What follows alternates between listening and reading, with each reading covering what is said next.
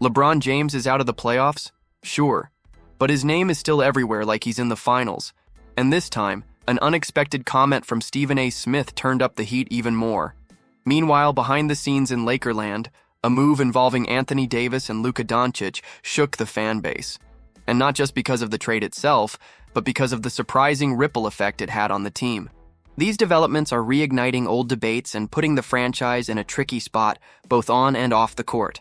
There's a lot at stake, and every Lakers fan needs to pay attention. Hit that like button, because today's updates are anything but predictable. LeBron's not in the playoffs, but the drama sure didn't take any vacation. Just when you thought things between Stephen A. Smith and the King couldn't get any spicier, the ESPN mouthpiece took another swing, this time claiming LeBron and his crew are bringing negative energy into the GOAT debate. Yeah, it's been that kind of year. LeBron's Lakers fizzled out early in the postseason, bounced in round one, and he's been watching from home ever since. But that hasn't stopped his name from dominating headlines. First, Michael Jordan's longtime agent David Falk decided to stir the pot with some classic MJ chest thumping. Then LeBron's right-hand man Rich Paul came out swinging with his own receipts, pushing back hard to make the case for King James.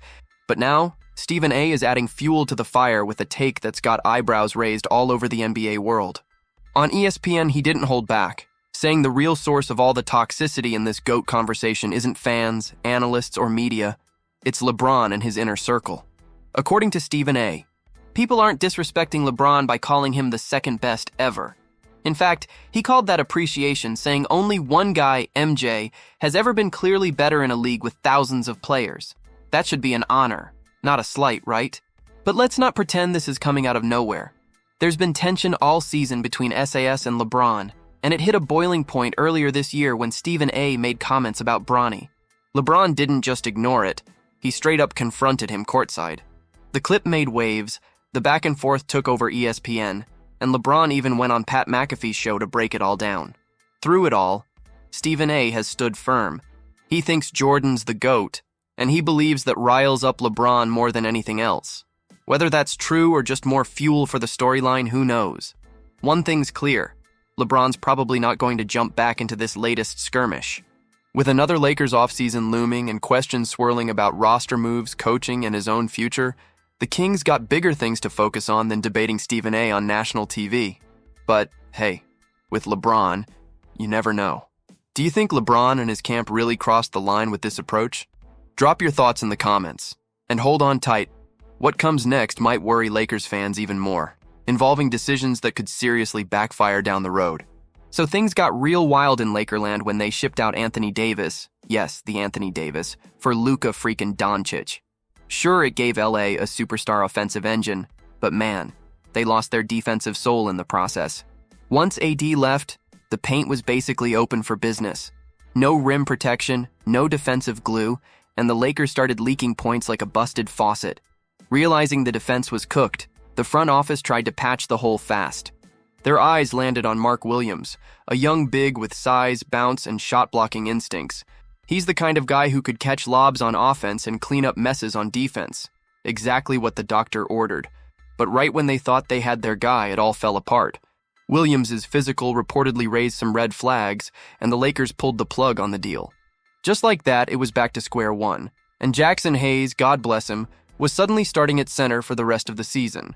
Spoiler alert, that did not fix their problems in the paint. Now heading into the offseason, priority numero uno for the Lakers is finding someone to lock down the paint. They need a center who can anchor the defense, especially since their starting backcourt might be one of the worst defensively in the league. If they're going to keep rolling with that group, they better find someone behind them who can erase mistakes and send shots into the third row. Bleacher Report threw out an interesting nugget. Despite bailing on the first deal, the Lakers might circle back on Mark Williams if they feel confident he can stay healthy. That's a big if, and even if they wanted to run it back, Charlotte would likely jack up the asking price the second time around. Ain't no discounts coming from the Hornets. The big issue. LA's cap space is tighter than airport security. If they want a legit center, it's probably going to have to come via trade. They've got some contracts to work with, sure, but don't expect them to chase Williams again unless things really line up. And just to throw another wrench into things, Bleacher Report also mentioned that the Luka trade might have slammed the door shut on any dreams of Giannis ever suiting up in purple and gold. So yeah, the Lakers are in full figure-it-out mode right now. Defense, size, rim protection, it's all on the shopping list. Speaking as a Lakers fan, it's tough to defend what's going on. The moves on and off the court feel rushed, like the team is just throwing pieces together without thinking about balance or long-term success. LeBron's name keeps making headlines, even when he's not playing, and that says a lot. If the Lakers really want to get back to the top, they'll need more than just big names. They need a clear direction. Subscribe to the channel so you don't miss any twists and turns with your favorite team.